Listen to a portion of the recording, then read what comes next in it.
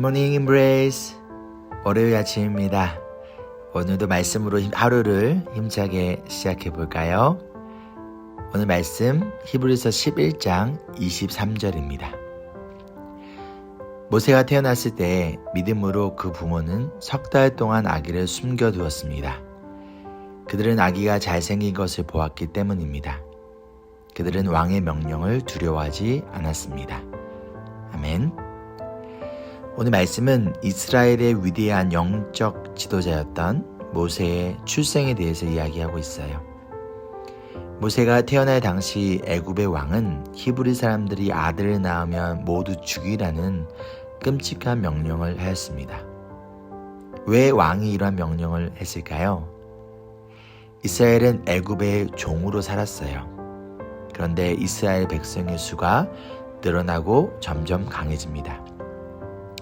남자의 숫자는 곧 군대의 숫자를 의미하기 때문에 아마도 바로 왕은 불안함과 두려움을 느꼈을 거예요. 그래서 갓 태어난 남자 아이들을 모두 강물에 던져 죽이게 합니다. 지금 이런 상황에 모세의 엄마인 요게벳이 임신을 한 거예요. 그렇다면 그녀의 마음이 어땠을까요? 뭐라고 기도했을까요? 아마도 하나님 제발 딸이요, 아들만은 안 돼요 라고 기도하지 않았을까요? 제 아내가 열방이를 낳기 위해서 11시간 진통을 하다 결국 제왕절개로 나왔어요. 열방이를 처음 본 순간 이러한 마음이 들었습니다. 과연 가난한 유학생으로서 이 아이를 잘 키울 수 있을까? 괜히 고생만 시키는 건 아닌가? 영주권을 받고 난 뒤에 아이를 낳았으면 더 좋지 않았을까? 당시 27살의 장청렴은 아빠로서의 무게와 책임감 때문에 마음이 무거웠습니다. 지금 모세의 아빠의 마음이, 엄마의 마음이 어땠을까요? 하필이면 하나님, 왜 지금 이 상황에 아들인가요? 당연히 이러한 마음이었지 것 같지 않으신가요? 그런데 오늘 말씀에 보면요, 모세의 부모는 왕의 명령에 따라 모세를 죽이지 않아요. 대신 석 달 동안 숨겨두었습니다. 그 이유가 무엇인가요? 바로 아이가 잘생긴 것을 보았기 때문이래요. 그런데 여러분, 갓난아이는 잘생기지 않았어요. 제가 저희 열방이 처음 보았을 때 솔직히 제 아들이지만 너무 못생겨서 나중에 성형수술을 시켜줘야 하나 고민했습니다. 근데 여기서 말하는 잘생겼다라는 이 표현의 히브리어 단어는요, 토브입니다. 근데 이 뜻은 선하다, 좋다라는 뜻이에요. 그리고 성경에서 이 단어가 제일 먼저 사용된 곳이 바로 하나님께서 세상을 창조하신 뒤에 보기에 좋았다예요. 여기서 좋았다라는 단어가 바로 토브입니다. 그런데 누가 보기에 좋은 건가요? 하나님이 보시기에 좋은 거예요. 그럼 지금 모세의 부모의 눈에 아이가 잘생겼다는 것은 어떠한 의미인가요? 보기에 좋은 거예요. 그런데 나의 시선이 아닌 하나님의 시선으로 이 아이를 바라보았기 때문에 보기에 좋은 거예요.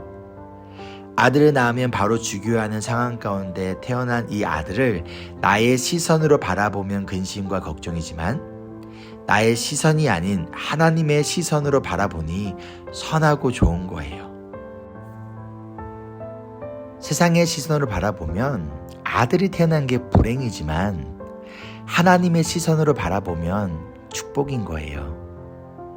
모세의 부모가 상상이나 했을까요? 이 아들이 앞으로 애굽에서 이스라엘 백성을 이끌어내는 영적 리더가 되리라고? 이처럼 누구의 시선으로 바라보는가가 중요합니다. 그런데 믿음의 사람은 나의 시선이나 세상의 시선이 아닌 하나님의 시선으로 바라보는 거예요. 저는 좋은 아들이 아니었습니다. 특히 대학생이 된 이후로 엇나가기 시작했어요. 그런 저를 보며 어머니께서 자주 하셨던 말씀이 있어요. 이 복받을 자식, 하나님이 축복하실 놈, 하나님을 위해 크게 사용될 하나님의 아들. 세상의 시선으로 바라보면 저는 하나님이 축복하실 놈, 하나님을 위해 크게 사용된 하나님의 아들이 아니었어요. 오히려 저는 이 문둥이 자식, 이 썩을 놈이었지만 하나님의 시선으로 바라보니 복받을 자식, 하나님이 축복하실 놈, 하나님을 위해 크게 사용된 하나님의 아들인 거예요. 누구의 시선으로 여러분 자신을 그리고 여러분의 가족과 주변의 사람들을 바라보고 있습니까?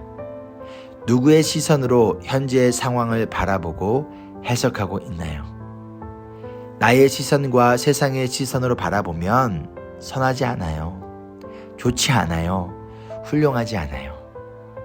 그러나 나의 시선이 아닌 하나님의 시선으로, 세상의 관점이 아닌 하나님의 관점으로 바라보면 여러분은 하나님이 창조하시고 예수님이 십자가에 죽기까지 사랑하는 그분의 사랑받는 자녀이자 거룩한 백성인 거예요. 그렇기 때문에 너무 선하고 좋고 아름다운 하나님이 축복하시는 하나님의 자녀인 거예요. 지금의 상황도 마찬가지입니다. 여러분 어떠한 상황 가운데 계십니까? 그 상황을 나의 시선으로 바라보면 위기이자 저주가 될 수 있지만 하나님의 시선으로 바라보면 기회이자 축복입니다. 여러분 그러니 나의 시선이 아닌 세상의 시선이 아닌 하나님의 시선으로 바라보지 않으시겠습니까? 그리할 때 낙심 가운데 벗어날 수 있습니다. 적용 질문입니다. 첫째, 누구의 시선으로 나의 인생을, 나의 가족을, 그리고 성도를, 그리고 여러분의 현재의 상황을 바라보고 있습니까? 어떠한 점이 여러분의 마음에 들지 않습니까?